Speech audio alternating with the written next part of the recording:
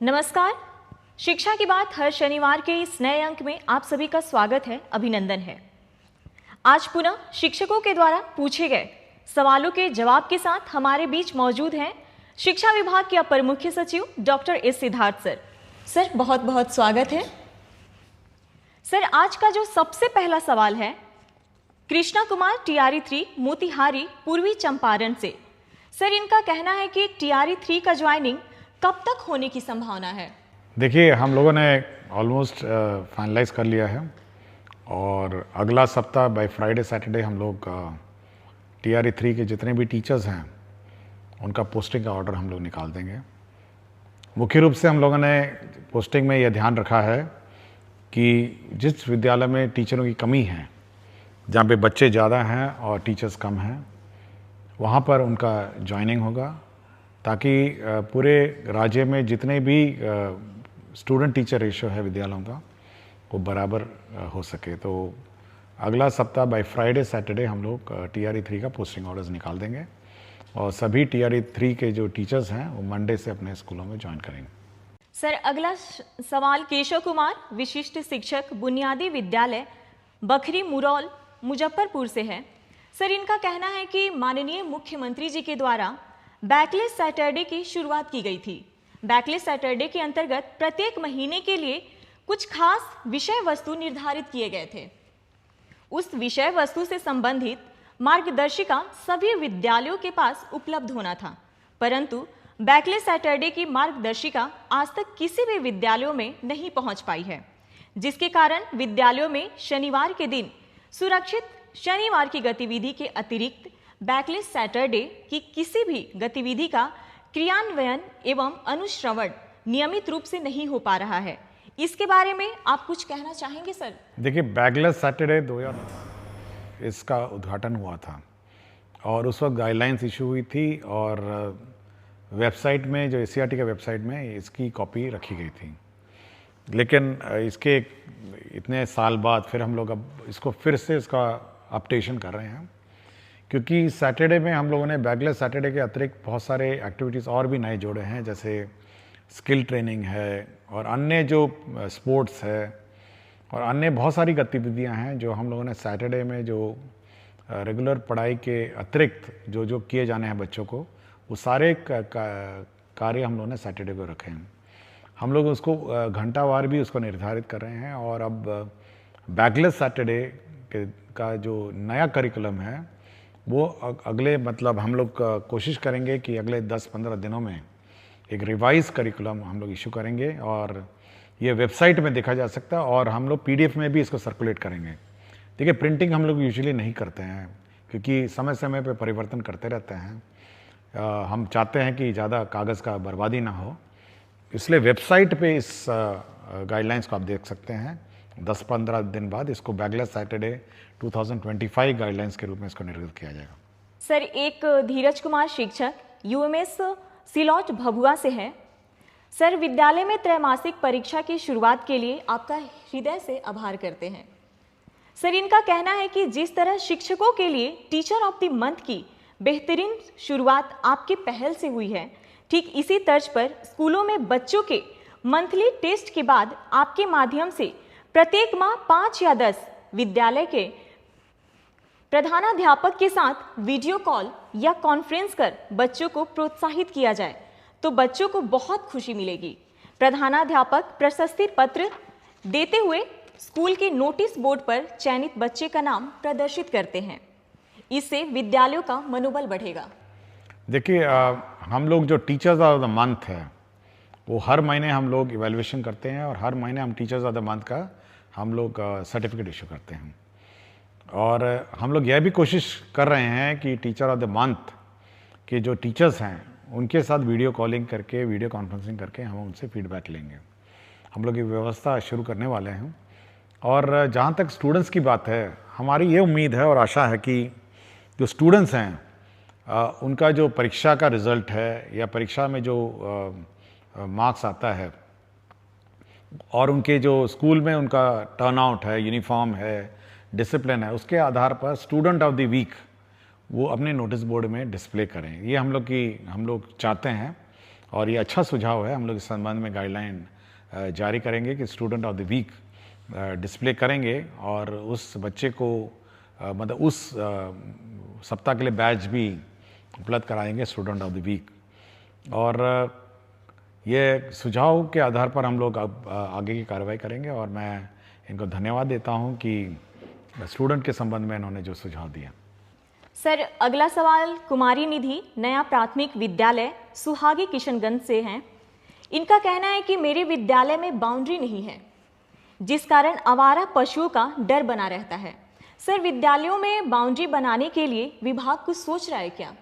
देखिए, हमने 2 दिन पहले गाइडलाइंस हम लोगों ने इशू की है, जिसमें सभी हेडमास्टर से हम लोगों ने मांगा है कि आपको विद्यालय में क्या चाहिए। उसमें हम लोगों ने बाउंड्री की लंबाई कितनी टूटी हुई है, कितना ऊंचा करना है और कितना बाउंड्री बनाना है, यह भी मांगा है। और हम लोग मई महीने में इस पूरे राज्य में जितने भी स्कूल्स हैं उनके बाउंड्री का सैंक्शन कर देंगे, उसके एडिशनल क्लासरूम का सैंक्शन कर देंगे, टॉयलेट्स का कर देंगे और इसके लेबॉर्ट्रीज़, लाइब्रेरी, जो भी बिल्डिंग है वो सब कर देंगे। और साथ ही साथ हम लोग ने फर्नीचर का शॉर्टेज है उसको भी हम लोग पूरा कर देंगे। तो ये सारा सैंक्शनिंग जो है, जो स्वीकृति है, वो हम लोगों ने टारगेट किया मई फर्स्ट वीक में। उसके बाद इसकी आपूर्ति की प्रक्रिया जून, जुलाई, अगस्त तक ये हम लोग का लक्ष्य है कि जुलाई से पहले ये कम से कम सारी चीज़ें बन जाए। सर, एक आशीष कुमार गौतम जी हैं, विद्यालय अध्यापक उच्च माध्यमिक विद्यालय माधोपुर मनेर पटना से। सर, ये कहते हैं कि बिहार बोर्ड 10वीं और 12वीं का परिणाम देश भर में सबसे पहले जारी कर एक कीर्तिमान बनाता है, लेकिन 10वीं के रिजल्ट के 1 महीने बाद 11वीं में प्रवेश प्रक्रिया शुरू किया जाता है, जो लगभग जुलाई तक चलता है, जिस कारण बच्चे काफ़ी समय विद्यालय से दूर रहते हैं।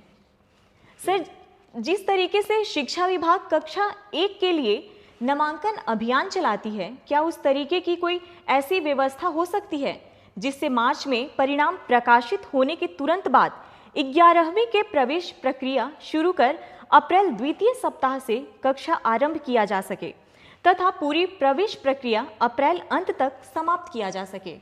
देखिए, हम लोगों ने मैंने डायरेक्टर सेकेंडरी को यह निर्देश दिया है कि वे गाइडलाइंस निकालेंगे और जितने भी 10th पास हैं वो प्रोविजनली एडमिट हो जाएंगे 11th क्लास में उनके अपने पंचायत में, क्योंकि हर पंचायत में अब हाई स्कूल है। तो प्रोविजनली सभी को एडमिशन करके क्लासेस स्टार्ट करने का मैंने निर्देश दिया है। हम लोग मंडे से मॉनिटरिंग करेंगे कि कितने बच्चों ने 11th ज्वाइन किया है और उनकी कक्षा मंडे ट्यूसडे, हो सकता है 2-3 दिन लेट हो जाए, लेकिन अगले सप्ताह से सभी 11th क्लास के बच्चों का क्लास शुरू करना है। यदि किसी बच्चे को कोई और स्कूल स्थानांतरण करना है या टीसी लेके किसी अन्य स्कूल में दाखिला करना है तो उसकी प्रक्रिया अलग है, किंतु प्रोविजनली सभी लोग अब 11th क्लास जो है अपने ही पंचायत में इमीडिएटली अगला सप्ताह ज्वाइन करें और अपने क्लासेस शुरू करेंगे। सर, रश्मि बाला बरनवाल विद्यालय अध्यापक उच्च माध्यमिक विद्यालय सुपौली पचरुखी सिवान से हैं। ये कहती हैं कि अंग्रेजी विषय को 9वीं और 10वीं में भी अनिवार्य किया जाए। इन स्तरों पर अंग्रेजी सीखने और अध्ययन करने के लिए छात्रों को आकर्षित करना कठिन है, जिसके कारण उच्चतर माध्यमिक स्तर पर अंग्रेजी में खराब प्रदर्शन होता है, क्योंकि उन्हें अंग्रेजी समझने में वास्तविक कठिनाई का सामना करना पड़ता है, जो पहले से ही दूसरी भाषा है और उन्होंने इस कक्षा 10 तक गंभीरता से नहीं सीखा है। देखिए, हम लोग इस बार 9th, 10th, 11th, 12th में बुक्स, बाइलिंगुअल बुक्स हम लोग लाइब्रेरी में उपलब्ध कराएंगे। सारे बुक्स 2 भाषा में होंगी, एक हिंदी में और अंग्रेज़ी में, और एक ही किताब होगी, एक तरफ हिंदी रहेगी, एक तरफ अंग्रेज़ी रहेगी। हमारी कोशिश है कि जो बच्चे हैं वो जब हिंदी पढ़ रहे होंगे उसका अंग्रेज़ी रूपांतर भी साथ ही साथ पढ़ेंगे, और हम लोग अच्छी संख्या में उपलब्ध कराएंगे किताबें, और कोशिश करते हैं कि बच्चे 9th, 10th, 11th, 12th जो हैं वो दोनों भाषाओं में पढ़ें, और धीरे धीरे वो माइग्रेट करेंगे और अंग्रेज़ी के टेक्स्ट को समझने की कोशिश करेंगे, ताकि हायर एजुकेशन में जो भाषा में वो हायर एजुकेशन प्राप्त करना चाहते हैं उसमें उनको सहूलियत मिले। सर, अगला सवाल रंजीत कुमार प्राथमिक विद्यालय कन्या लक्ष्मीपुर रोसड़ा समस्तीपुर से है। कहते हैं कि हमारे विद्यालय के एक ही कैंपस में 4 प्रारंभिक विद्यालय संचालित हो रहे हैं। सभी को मर्ज कर देते तो पठन पाठन में सहूलियत होती। चेतना सत्र एवं अन्य विद्यालय गतिविधियां साथ साथ संचालित होने से बच्चों को परेशानी होती है। इसके संबंध में कुछ कहना चाहेंगे? देखिए, हम लोग बहुत स्पष्ट डीओस को कह चुके हैं कि जो स्कूल्स आपके एक ही परिसर में हैं उसको आप मर्ज करिए और सभी पठन पाठन कार्यक्रम इंटीग्रेटेड चलाइए। ये हम लोग पहले भी बोल चुके हैं और हमको जानकारी है कि ऐसे बहुत सारे कैंपस हैं जिसमें 2 स्कूल चल रहे हैं, 3 स्कूल चल रहे हैं। तो सभी लोग इंटीग्रेटेड रहें, एक ही कैंपस में रहें। अब ये संभवतः 3 हेडमास्टर होंगे तो वो हेडमास्टर अपना अलग करना चाह रहे हैं, दूसरा हेडमास्टर अपना अलग करना चाह रहे हैं, तीसरा हेडमास्टर अलग करना चाह रहे हैं। तो हम लोग कोशिश करेंगे कि सभी को मर्ज करके एक ही यूनिट बने, एक ही तरह चेतना सत्र बने और एक ही तरह सभी कार्रवाई करें। हम लोग नहीं चाहते हैं कि एक ही कैंपस में 3 स्कूल अपने अलग अलग चलते रहें। सर, एक नीलमणि प्रताप शाही उच्च मध्य विद्यालय कोडरा हाथा हथुआ गोपालगंज से है। ये कहते हैं कि ई लॉट्स शिक्षकों और अभिभावकों के लिए एक ई लाइब्रेरी है जिसमें कक्षा 1 से 12 तक के सभी पाठ्य पुस्तक उपलब्ध हैं, परंतु वर्तमान समय में यह प्ले स्टोर में उपलब्ध नहीं है। क्या इसे दोबारा हम शिक्षकों के लिए उपलब्ध करवाया जा सकता है? देखिए, इसको हम लोग रिवाइज कर रहे हैं और नेक्स्ट वीक से ये ऑन हो जाएगा। मुझे जानकारी देने के लिए मैं इनको धन्यवाद देता हूँ। मैंने जस्ट रिव्यू किया था, जब प्रश्न आया था मैंने इसकी समीक्षा की थी और अब हम लोग पूर्ण रूप से इसको SCRT जो हमारा रिसोर्स सेंटर है उसको मैंने जवाब दे दी है और अगला सप्ताह से ये रिवाइज्ड कंटेंट पोस्ट करेंगे और अगला सप्ताह से आप लोग इस वेबसाइट को देख पाएंगे जहाँ पर ई कंटेंट आप प्राप्त कर सकेंगे। सर, अगला सवाल शम्स आलम मध्य विद्यालय बैजा बिघा कुटुंबा औरंगाबाद बिहार से है। कहते हैं SCS सिद्धार्थ सर को मेरा प्रेम भरा नमस्कार। महाशय, शिक्षा की बात हर शनिवार कार्यक्रम आयोजित होने से काफी ज्यादा शिक्षक एवं छात्र लाभान्वित हो रहे हैं। सर, मेरा एक प्रश्न है कि शिक्षा विभाग मुफ्त पुस्तक वितरण करवा रही है। ये बहुत अच्छी पहल है, परंतु पुस्तक का जो पन्ना होता है वह छोटे बच्चे बहुत आसानी से फाड़ देते हैं। तो क्या शिक्षा विभाग प्राथमिक विद्यालय के बच्चों के लिए प्लास्टिक कोडेड पुस्तक वितरण करवा सकती है? इससे पूरे सत्र बच्चे के पास पुस्तक रह सकता है। देखिए, प्लास्टिक से तो दूर ही रहें और प्लास्टिक कोटेड किताबें पर्यावरण के लिए ठीक नहीं हैं और यह भी सीख है, बच्चों को सिखाना ज़रूरी है कि किताब नहीं फाड़ें। यह भी एक सीख है जो बच्चों को दी जानी चाहिए। बच्चे संभाल के अपनी किताबें रखें, सरकार बड़ी मुश्किल से प्रिंट करके देती है। तो धीरे धीरे बच्चे सीख लेंगे। जब फाड़ेगा तो उसको लगेगा कि नहीं, अगली बार नहीं फाड़ना चाहिए। तो यह भी एक सीख ही समझिए। तो प्लास्टिक कोटेड किताबें, मेरा विचार है कि एक तो महंगी बहुत हैं, पेपर भी बहुत महंगा है और पर्यावरण के दृष्टिकोण से और एनवायरनमेंट दृष्टिकोण से प्लास्टिक कोटेड किताबों से थोड़ा हम लोग को बचना चाहिए। हम लोग एनवायरनमेंट फ्रेंडली और एनवायरनमेंट कंपैटिबल किताबें देते हैं और धीरे धीरे सीख जाएंगे। मतलब कम से कम किताब तक आकर उसको अध्ययन करना या उसके साथ उसको फाड़ना, ये सब लर्निंग प्रोसेस की एक प्रक्रिया है और मैं सोचता हूँ कि बच्चे को जिसमें खुशी है वही करे।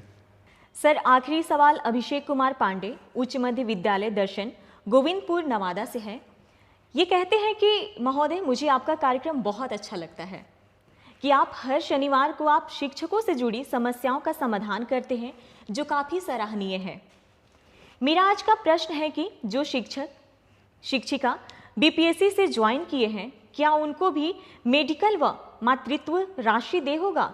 अगर नहीं होगा तो उनके लिए अपने बच्चों का पालन पोषण करना मुश्किल होगा। विभाग इसके बारे में क्या सोचती है? देखिए, विभाग ने बहुत स्पष्ट किया कि मेडिकल लीव जो किसी को मेडिकल लीव है उसको दे है और दूसरा है कि जो मैटरनिटी लीव है, जो मैटरनिटी लीव स्टैंडर्ड है, ये दोनों दे हैं। तो मैं बहुत बार मुझे शिकायत भी आती है, लोग मुझे कॉल करके पूछते भी हैं, कुछ लोग अपना फ़ोटो भी भेज देते हैं कि देखिए हम बीमार पड़े हैं अस्पताल में, कोई छुट्टी नहीं मिली है। तो मैं बहुत स्पष्ट किया सबको कि भाई मेडिकल लीव, जब आप विद्यालय अटेंड नहीं करते हैं मेडिकल लीव आपके एलिजिबल है, और मैटरनिटी लीव, जो मैटरनिटी लीव है वो भी एलिजिबल है। इस संबंध में स्पष्ट गाइडलाइंस हम लोग निकाल देंगे, तो ये दोनों गाइडलाइन मिल जाएंगे। और मेरा विचार है जो हेडमास्टर हैं इस संबंध में थोड़ा ध्यान दें और सेंसिटिव हों, महिला टीचर विशेषकर जिनको मैटरनिटी लीव की आवश्यकता है, तो चाहे कितनी भी छोटी सेवा हो ये उनको देय होगी। बहुत बहुत धन्यवाद सर। अगले सप्ताह फिर से मुलाकात होगी शिक्षा की बात हर शनिवार के नए अंक के साथ। धन्यवाद।